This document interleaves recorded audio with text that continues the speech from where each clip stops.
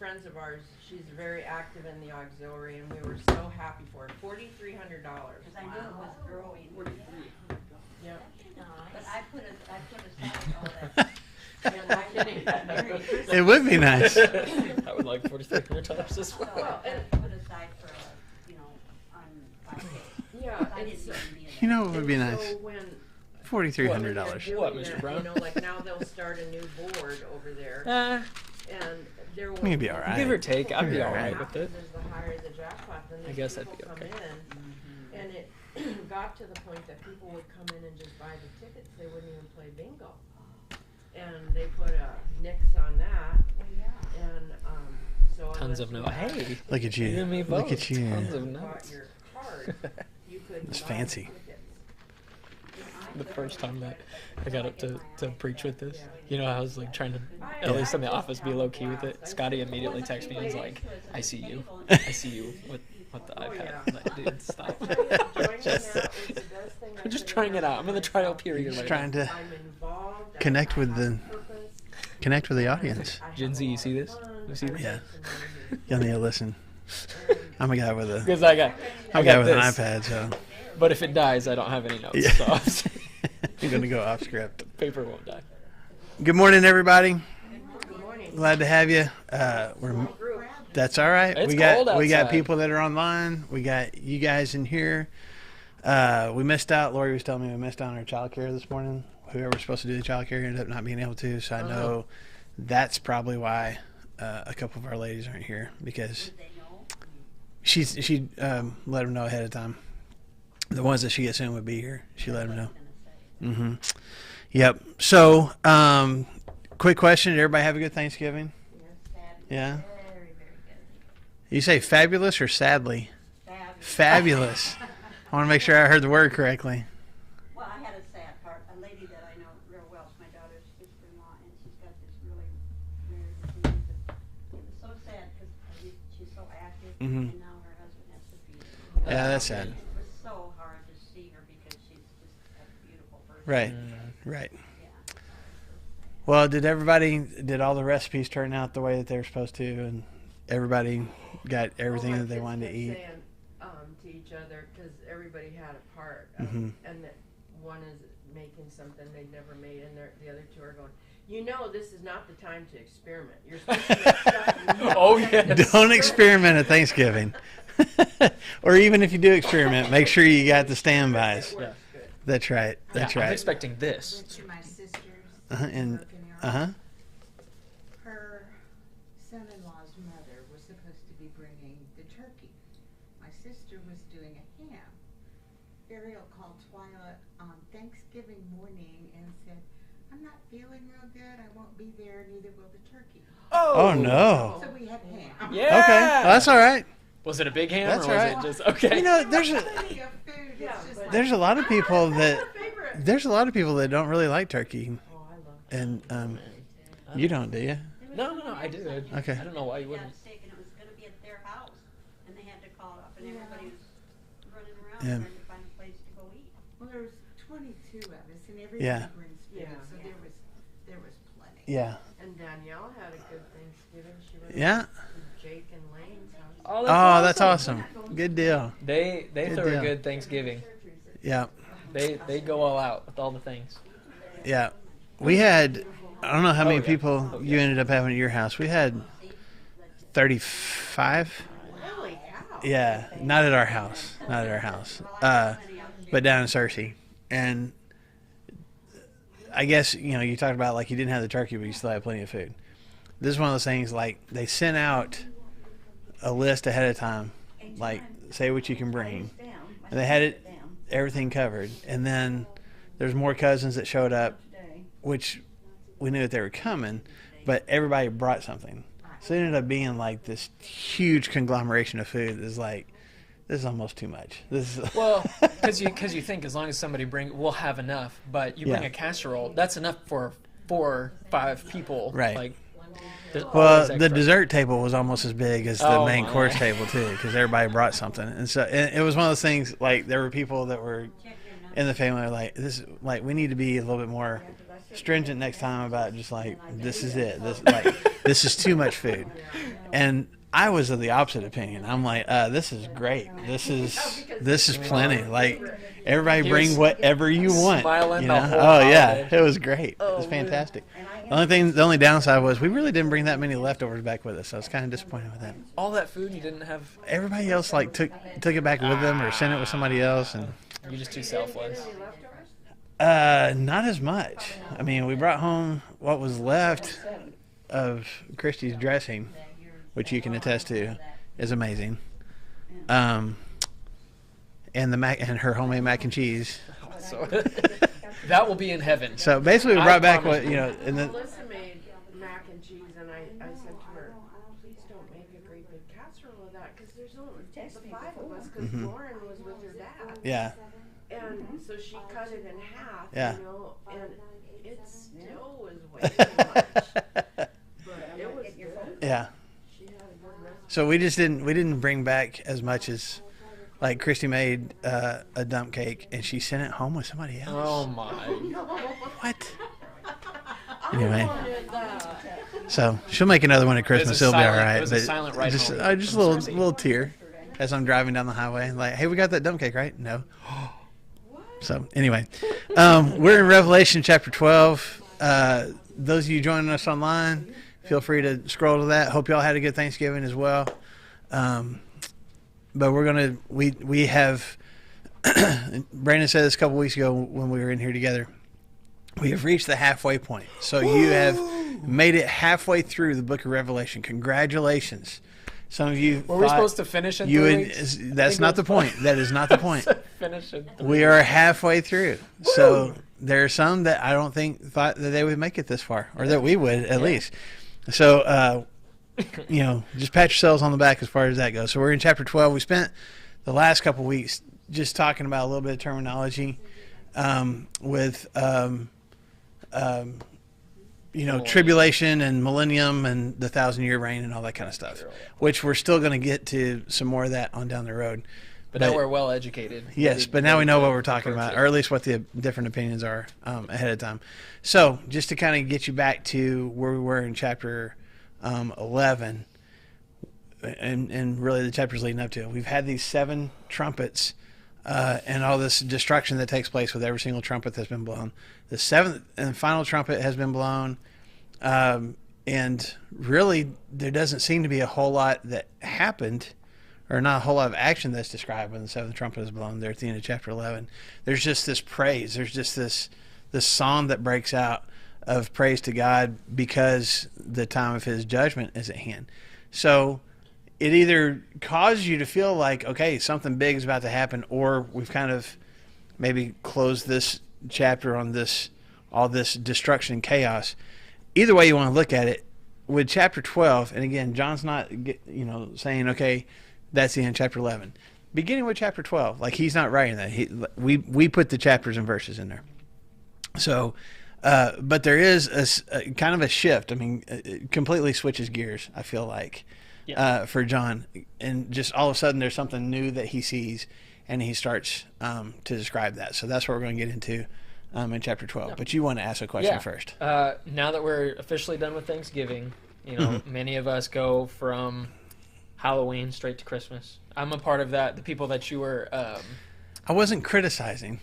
No, I don't not think. quite criticism. Judging. I think judging was a better... It's not judging. I mean, just because I tell you you're wrong doesn't mean that I'm judging you. Yeah, we go as soon as we can put the Christmas presents or Christmas stuff up. We do.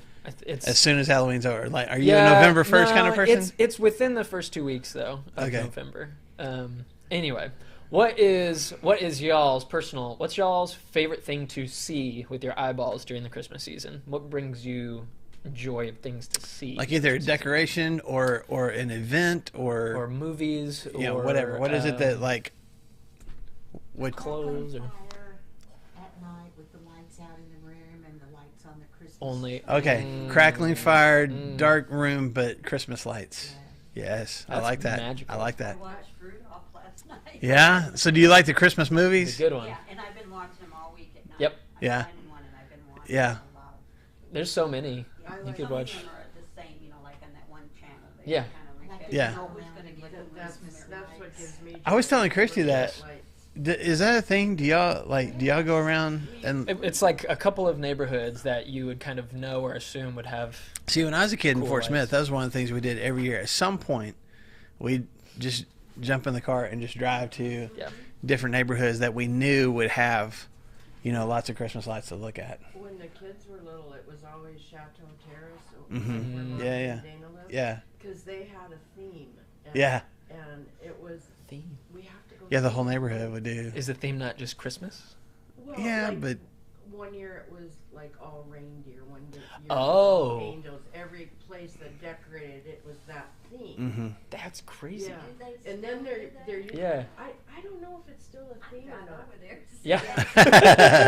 Then there was this house right off of Walnut and I don't know, 26th or 27th that Mhm. looked like all they did was just toss everything out.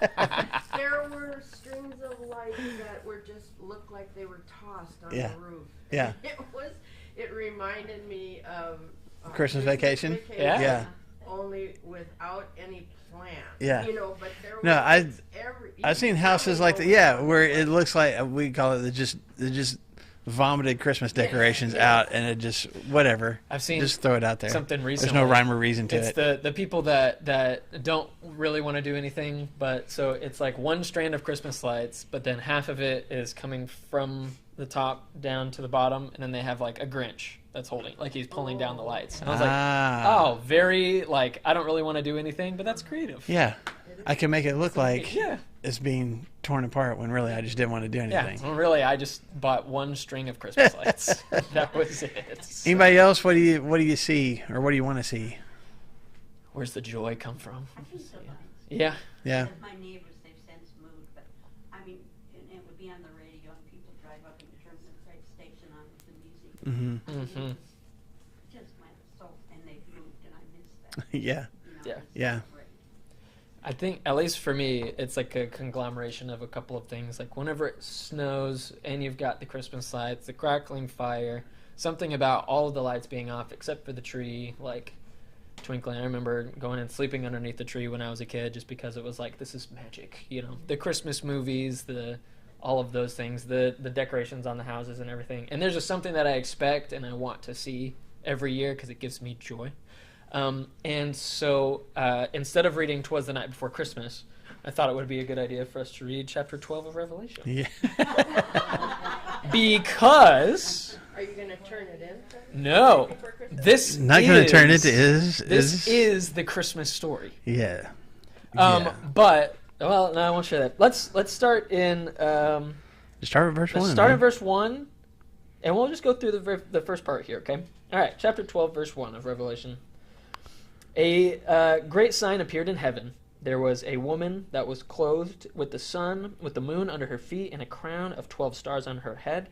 And she was pregnant, and she cried out in pain as she was about to give birth.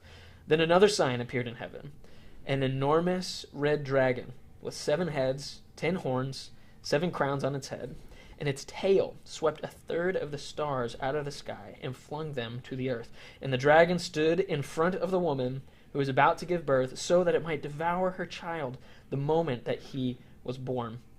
She gave birth to a son, a male child, who will rule all nations with an iron scepter. And her child was snatched up to God and to his throne. The woman fled into the wilderness and to a place prepared for her by God, which she might be taken care of for 1,260 days. Merry Christmas.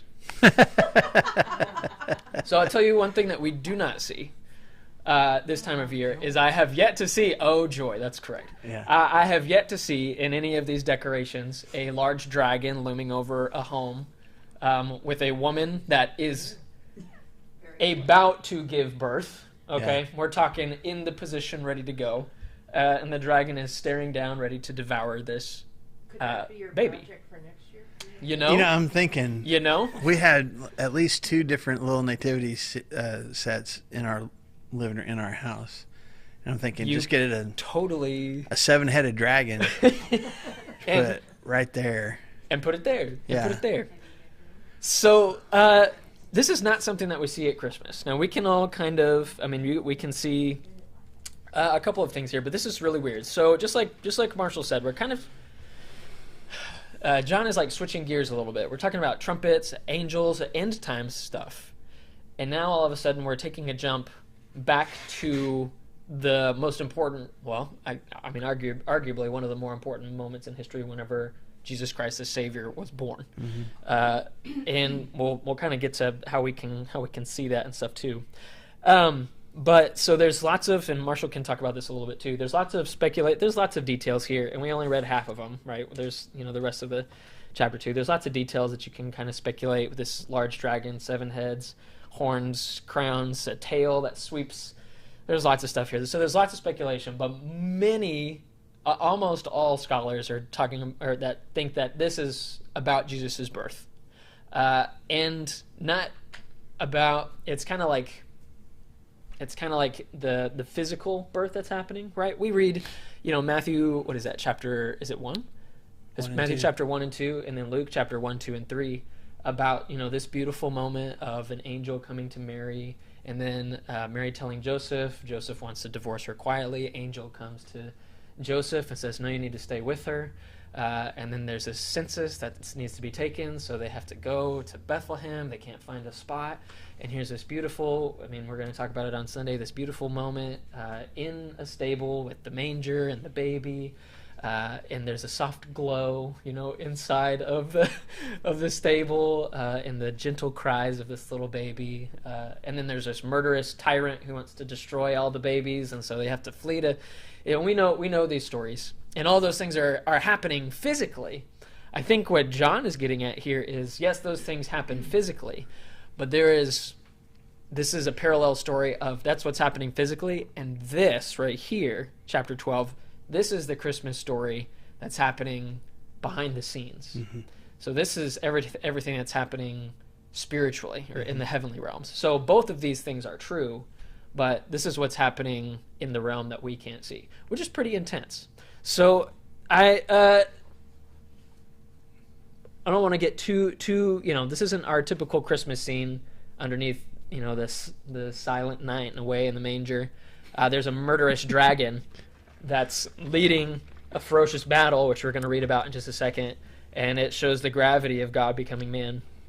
This is pretty intense. So I don't know. You want to just start in verse 1 and kind of work our way through at least this little section? Yeah, I will say, just to kind of piggyback on what you were just saying, if you go through the Gospels, Matthew, Mark, Luke, John, Mark says nothing about the birth of Jesus. He starts with Jesus as an adult. Here's a guy named John the Baptist that says a guy named Jesus is coming. Jesus arrives on the scene, and here we go. So he doesn't even bother. The Word became flesh. Yeah.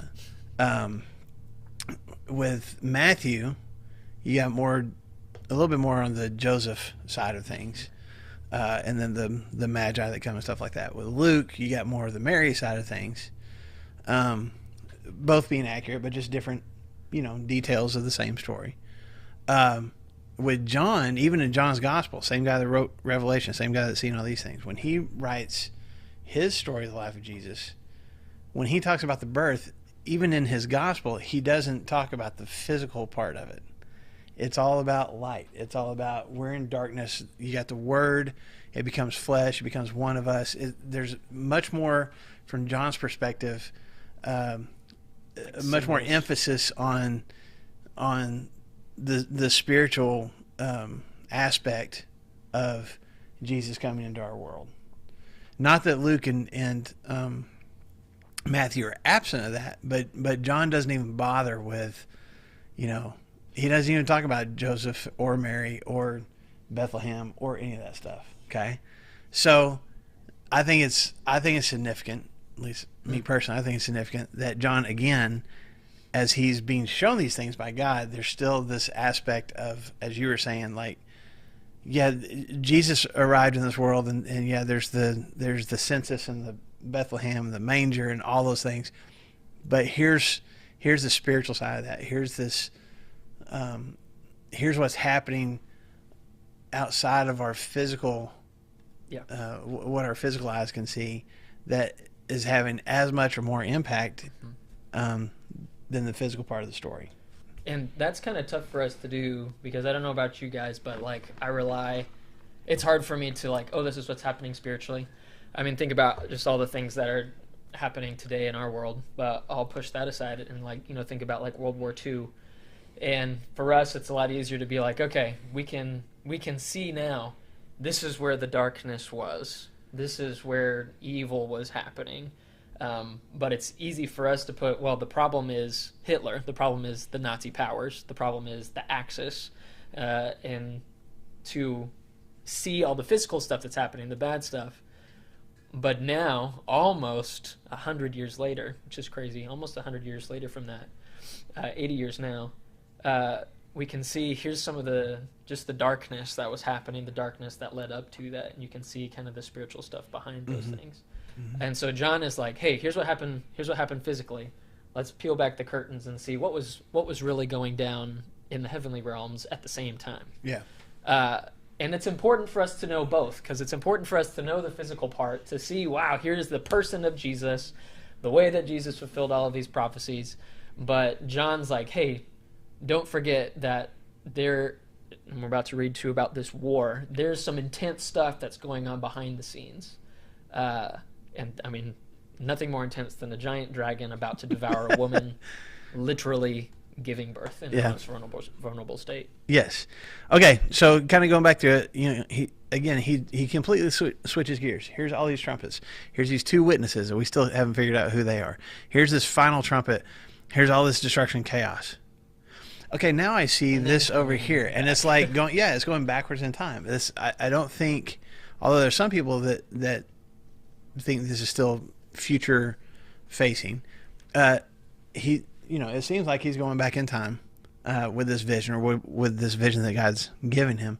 But he says, I saw a great, this translation says a great and wondrous sign. Cool. Most of your translations just say great. It's just, it's the Greek word for big.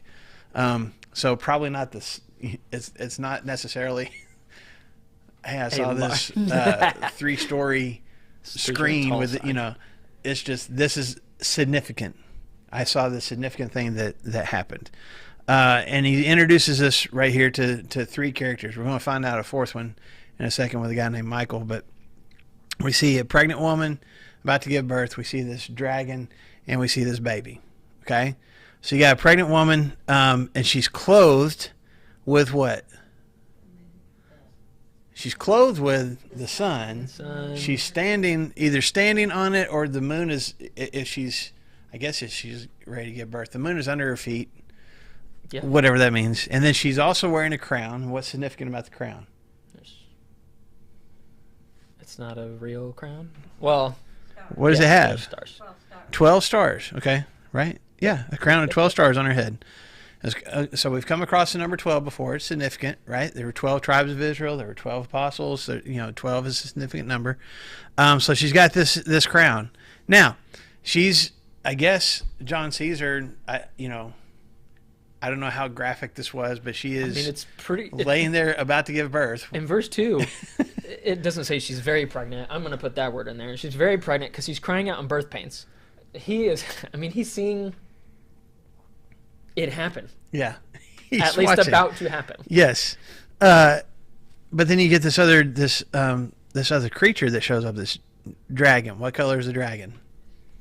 Red. The color of Christmas. sin. That's right. Oh. Though your sins be as scarlet. Though your sins be as scarlet. Red is also significant, like blood, destruction, war, anger. Yeah. Red is the color of anger. And I don't think that you can just point at one of those and go, okay, I think that is the reason that it's red. Here's all these things. Hatred, anger, war, blood, sin are embodied in this creature, this dragon. Okay. Now, what is significant about this dragon? It's not just like what we see, I don't know, painted on walls in medieval times and stuff like that. Like, what are the characteristics? I'm sorry? It's got 7 heads. Okay. And what are on the 7 heads? Okay. So there's at least one horn per head, or maybe there's one two per horns. head. There's two on. If it was three two of the horns heads. for each head, it'd be 14. So we're missing some horns. One horn so each with two other. maybe some of the heads don't have Any horns. creature with horns, we typically think of Satan. Mm-hmm. At least demonic powers and evil. Right. Well, we're going to get a better clue here in just a second. We didn't read that far yet, but then also, with the 7 heads? What's on the 7 heads of this dragon? 10 horns. Also, 10 horns, and then what else? Crown. Okay, so each head has a crown. Now, is the number 7 significant? Okay, right. Yes. So we've had 7 trumpets. We've had, I don't know, What was the other one? 7 seals. 7 seals. We've had 7 trumpets. 7 churches. Now we had 7 churches this is written to. Now we have a 7-headed dragon.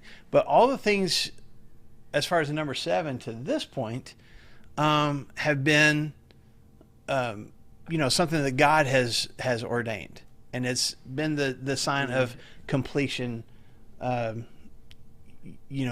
fulfillment, that kind of thing, right? What else have we seen? What other animal have we seen at this point that had a crown on his head?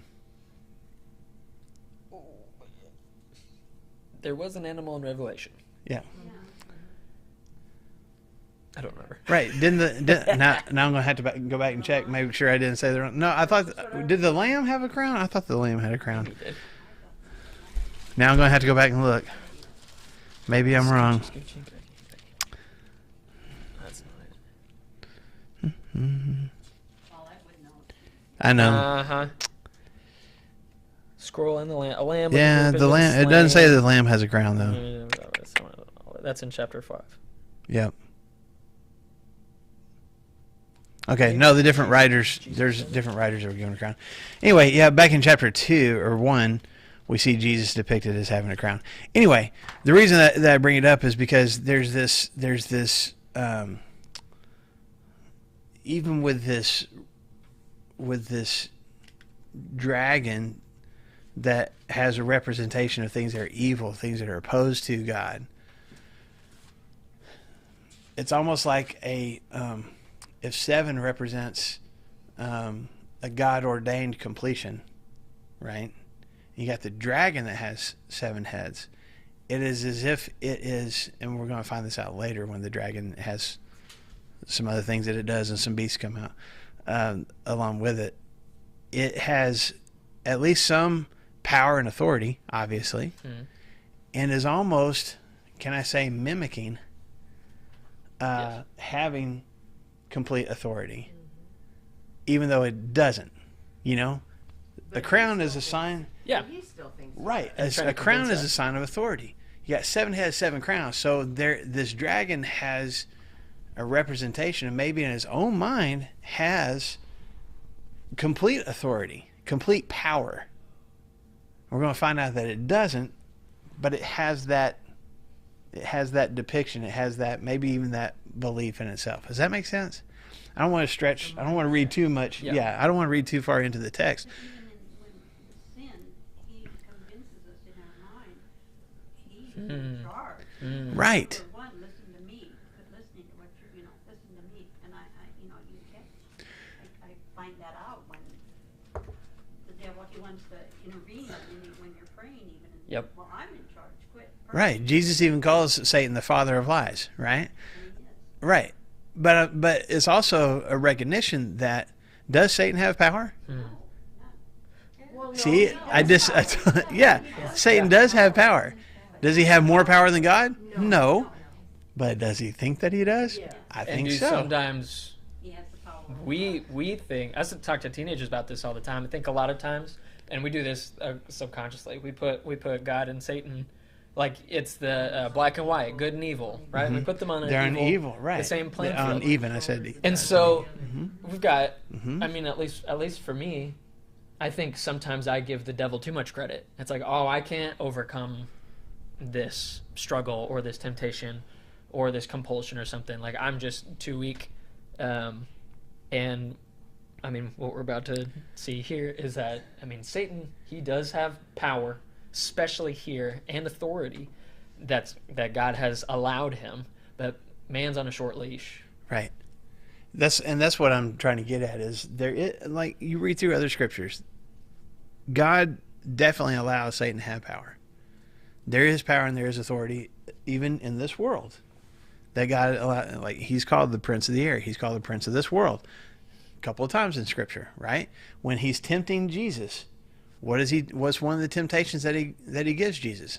He shows him all the kingdoms of the world and says what? I'll give them to you. He's not lying then. Mm-hmm. He had that authority and that power to give Jesus the ability to have all the nations of the world fall down and submit to his authority. Why? Because Satan has authority. So you have this picture, this dragon, and it's not this completely weak creature. It has power. It has authority. And what is it about to use that power and authority to do? Devour this child. That's what it's waiting to pounce. And again, I don't want to get too graphic, but if you see this woman laying back with knees up, ready to push this baby out, and I don't know if she can like look down between her knees and see this giant 7-headed dragon, like that'd be a freaky thing. That's as graphic as I'm gonna get. But can you imagine? Like this is the picture that John sees. Here's this woman ready to push this baby out, and here's this dragon. Yeah, bring this baby out. It's weird but also frightening, right? It's, at least to me, it's visceral and uncomfortable. I think is definitely something that I feel.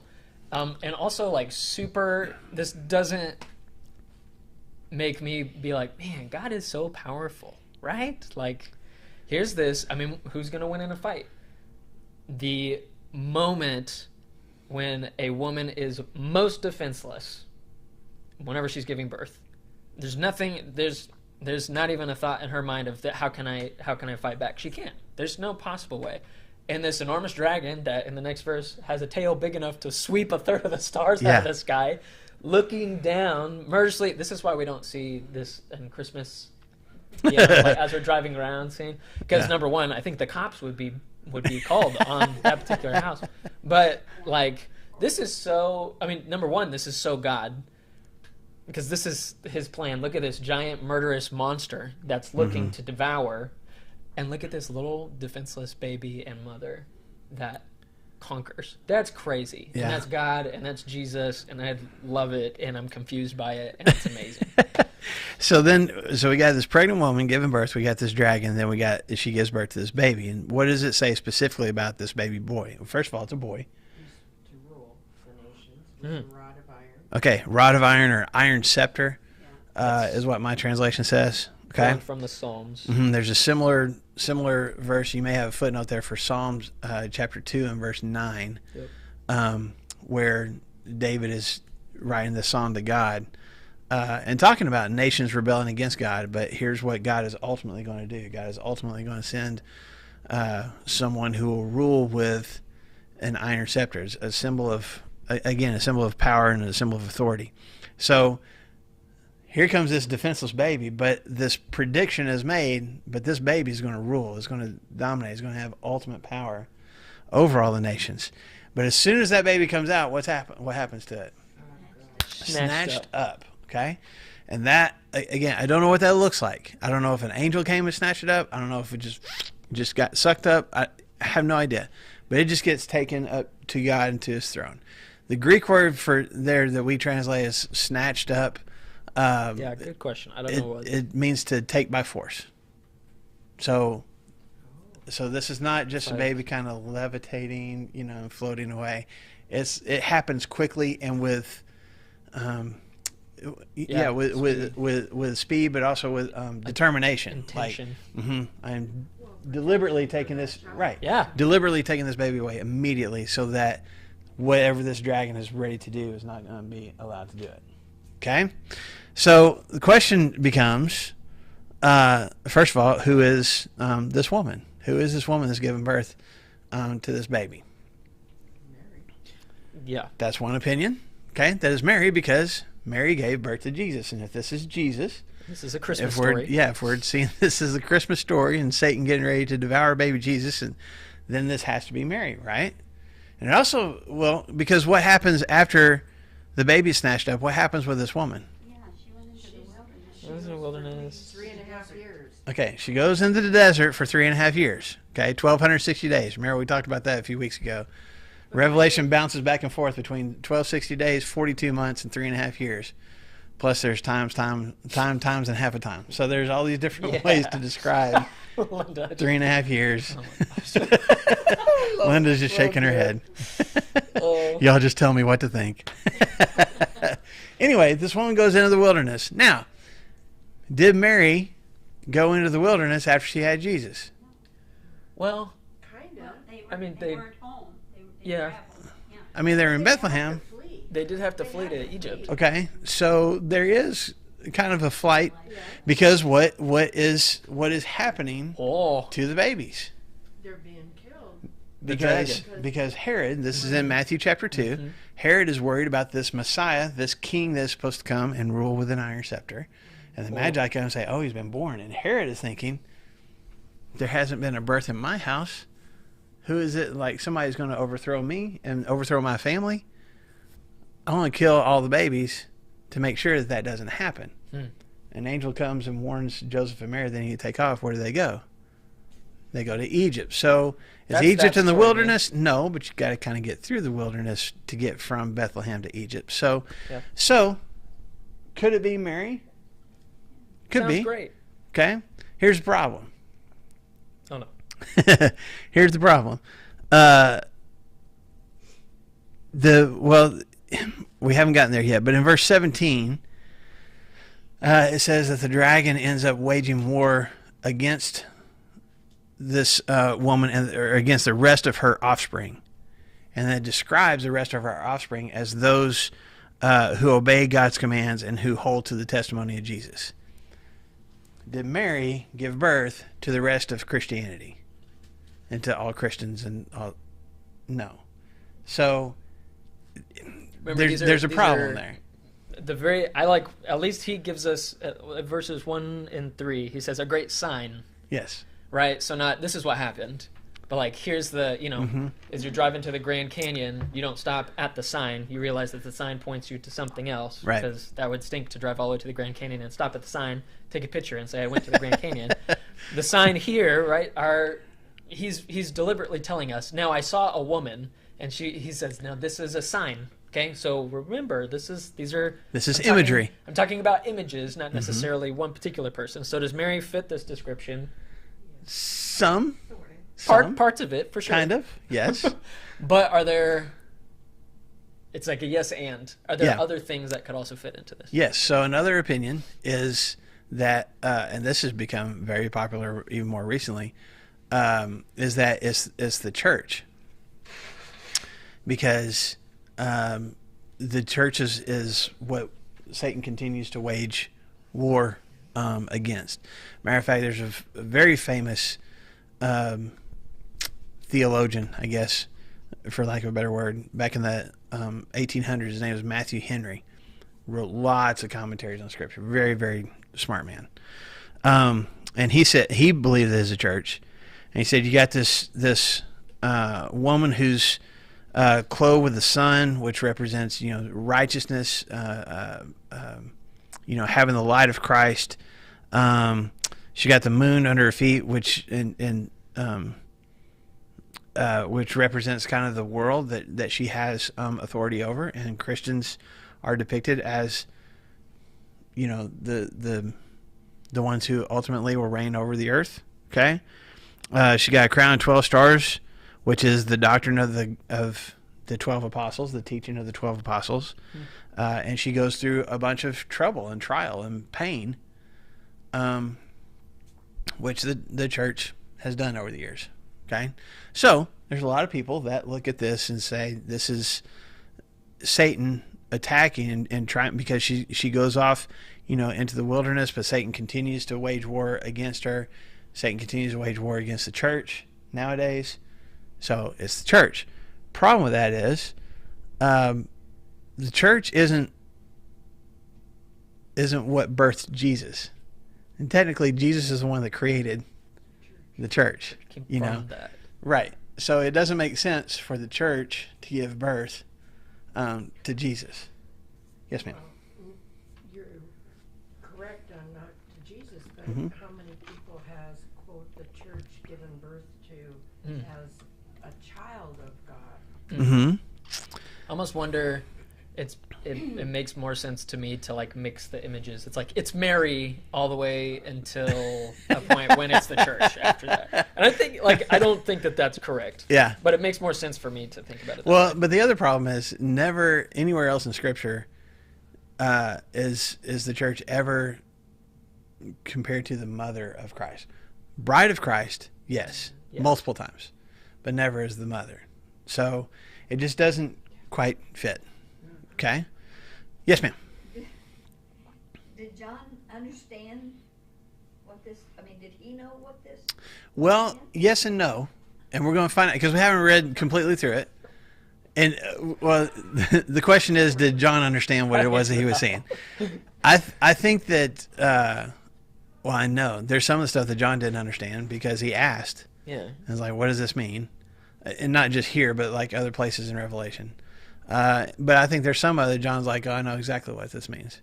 So couldn't he put a little footnote? Could have. I mean, in verse 9, he at least gives us, Yeah. he at least helps us out in verse 9, because like I would be, is there a dragon out? Is there really a And, dragon? I don't know. And he says in verse 9, the great dragon was hurled down, the ancient serpent called the devil or Satan. Yeah. So he's like, okay, so I know this one. I can tell you. Well, that and there's for a couple of sure. times that he asked, like we've already covered, where he asked the angel, like, what is this? Or Yeah. who are these people? And the angel tells him. There's some stuff that he got to see that God, I don't even remember what chapter it was now, I apologize, where God's like, he says, I saw this or I heard this or whatever it was. And God was like, okay, seal that up. I don't want, that doesn't need to be public information. Tells them to eat it, doesn't he? That's Yeah. another one too. Yeah. So yes and no is my answer to that question. I think there's some stuff that he knew, and probably he has a deeper insight to this stuff that he's experiencing and writing down than even the immediate people that read this, much less us. But did he fully understand all of it? No. But that's not uncommon. I mean, if you go back and read through the book of Daniel, which a lot of the same imagery comes from, Daniel even says at one point, I want to say it's either in chapter 7 or chapter 9, he describes all this stuff, and then he says, I sat there and thought about that for a while.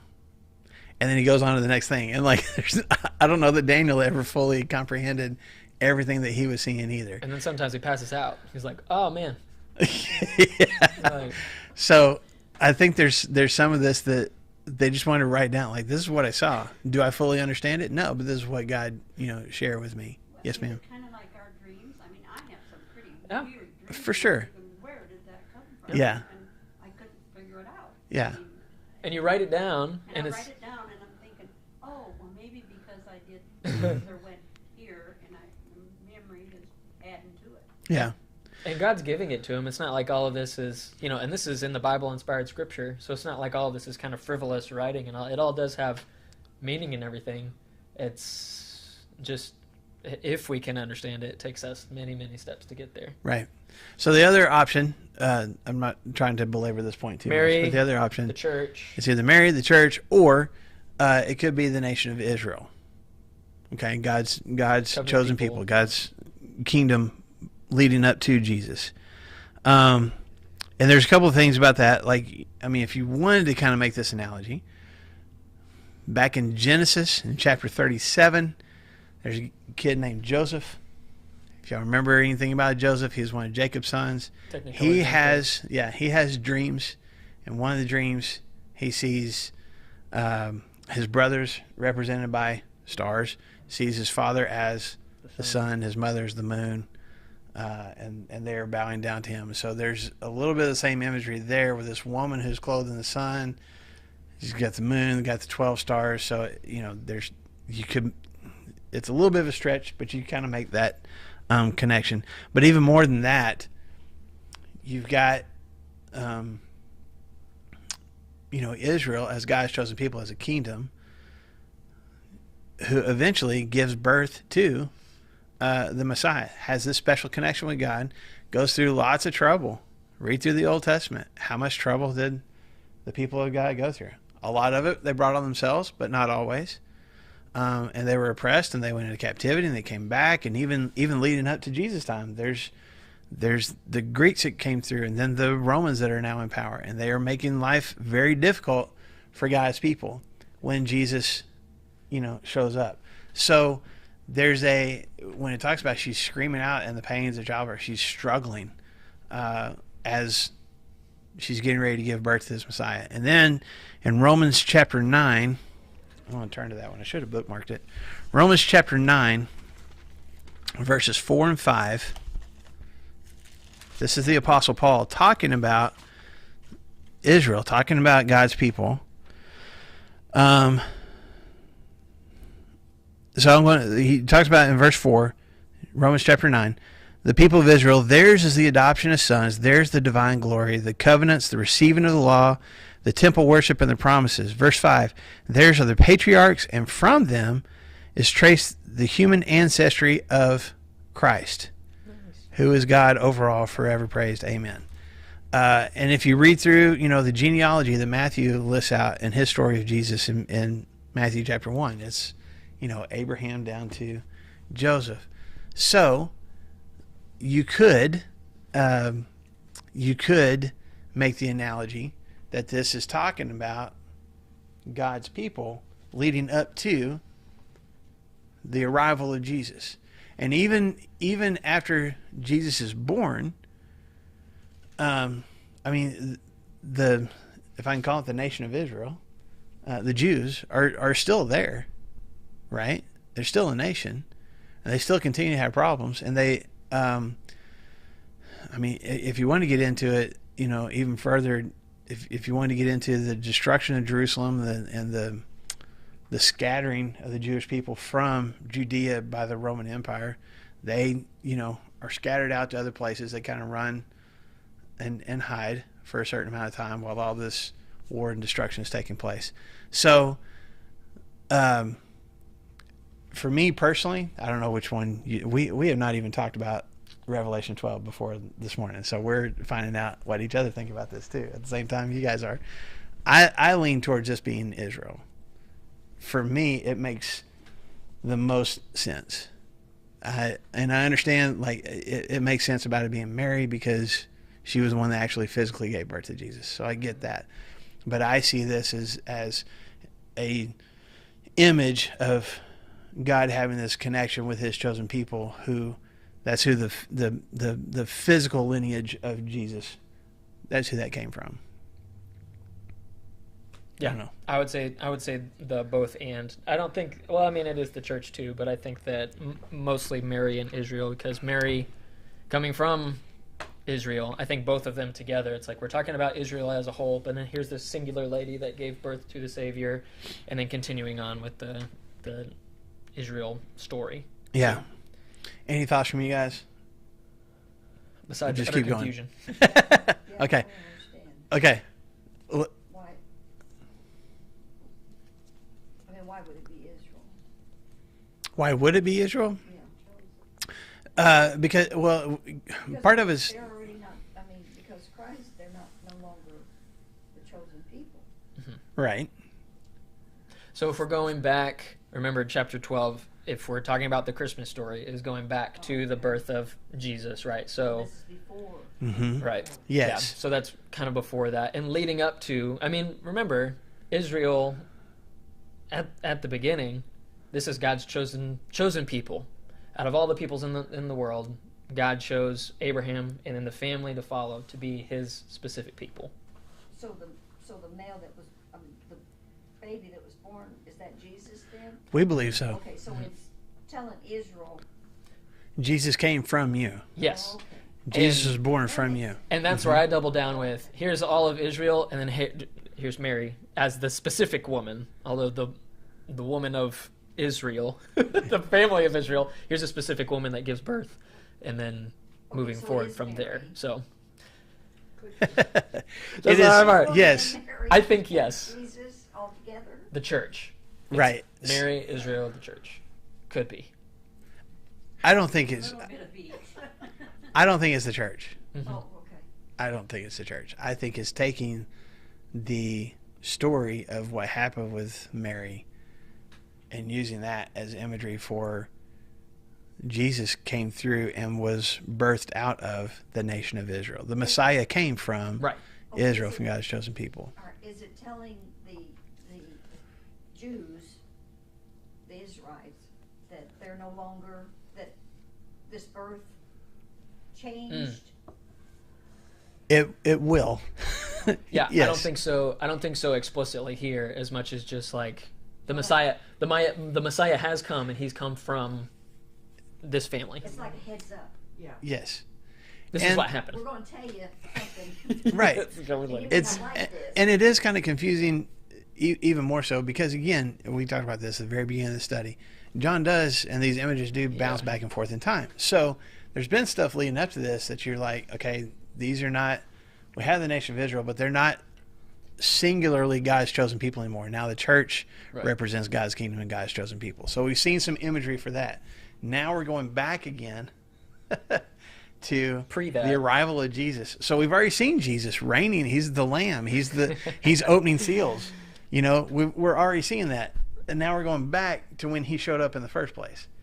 So that's part of the confusion too. You know, I think we're going to find out that the reason that God gives John this revelation in this way, in this moment, is here's all this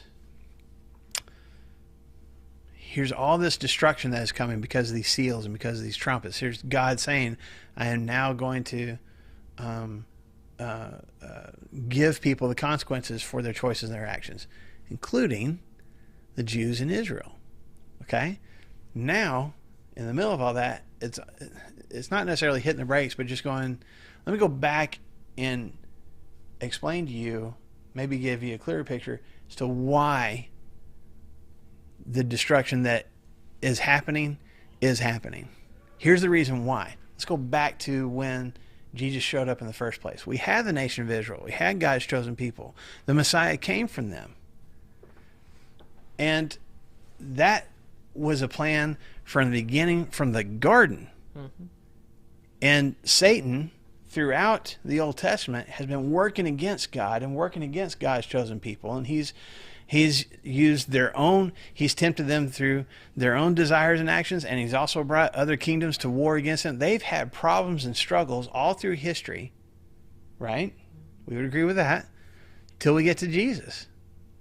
And then Jesus comes on the scene and is the one that God predicted for years would come through the nation of Israel, and now here he is. Right? Okay? But it's acknowledging the fact that God's people struggled for a long time in pains. In the same way a woman goes through contractions and childbirth pains, they went through a lot of struggles and stuff. Now Jesus is on the scene, and now there's going to be a spiritual battle over him. But it's just kind of showing, like, here's why he has the authority that he has. Here's why he has the iron scepter. This was predicted from the beginning of time. This has been working up to this point. So the dragon Mm-hmm. is representing Satan. Yes. Is it also representing, like you said, all the troubles, the trials? The source of that, yeah. I think so. I think so. And that's why it's so huge. Yeah, and just has the power and the authority that he does. Yes. it's impactful for me, at least, to this is where the application of these kind of verses come into play for me, of that I've got people, this is live stream, right? I've got people that I don't like, or people that don't like me. No. Yeah. Wow. You're kind. People that I don't like, people that don't like me. There is war all around us. There is anxiousness all around us. There is malicious thoughts inside of each of us. There's disease, there's sickness, there's death, there's cancer, there's destruction. And like you talk about Sherry, just your friend, to see her that, like, that's not the way it's supposed to be. And if we take some moments to peel the curtain back for us to realize that it's no one person, a human being, or no one country, or no one virus that is the problem. You peel the curtain back and you see the dragon, and say, this is the source. This is all of it. This is where it all comes from. And so, at least for me, that helps me. I remember the close to the beginning time of Morgan and I's marriage, and we were reading the Armor of God. So from Ephesians 6, we covered it a couple whiles ago. And like every new married couple goes through, we're struggling with communication. Like, there are two individual people that are now united in one flesh, the divine mystery of trying to figure out what that looks like. And so we're struggling with communication. And it was funny because, like, I'm frustrated with her because I'm doing everything, man. I do all of these things, blah, blah, blah. And she's frustrated with me. You know why? Because she's saying, I do everything. How can both of those two things coexist, where I feel like I'm doing everything and Morgan's doing nothing, and Morgan feels like I have to do everything because Brandon's not doing anything? Those two things can exist, other than the fact that Satan is the one that is attacking our marriage. And Morgan is not the enemy, and I am not the enemy. And we had a moment, it was so cool, because we had a moment that we were like, there is the only reason that we're fighting right now is, we didn't say it then, but because of the dragon. Trying to destroy something that is good, hoping to devour the good that's coming from. And so at least for me, I just love, like, here's the things that are happening physically in the world. Pull the curtain back and remember, there is a powerful, authoritative power in this world that is scary and can do destruction. Right. And I will say, we're going to, if you'll hang with us, the next couple of chapters, we're going to get into a couple more beasts that come and work with and on behalf of the dragon. And I think, again, God, through John, is setting the stage for that. Here's why these destructive powers are going to come on the earth. Here's why these beasts are going to kind of convince people to follow them instead of God. Here's where it started. There was sin and problems in this world, and the dragon has been the source of that.